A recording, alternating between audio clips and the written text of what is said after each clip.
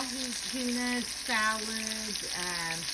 Gonna sear my tuna for about a minute on each side. It is completely thawed.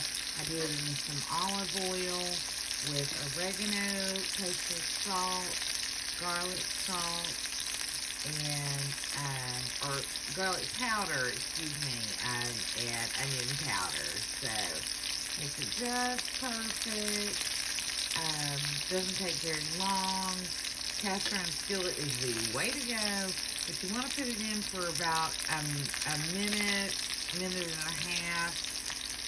When it is ready to flip, it should easily lift off the pan. You saw how I was able to flip it over just by picking it up with a fork there. So,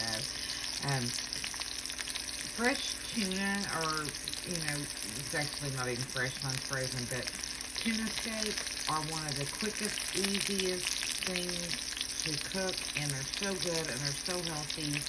Even when you cook it in oil like this, you're still not going to end up with a whole lot of the oil that I always suggest doing an olive or an avocado oil. They're going to be the healthiest for you with the omega-3. So I will be putting the salad together here in just a few minutes, and I'll be right back.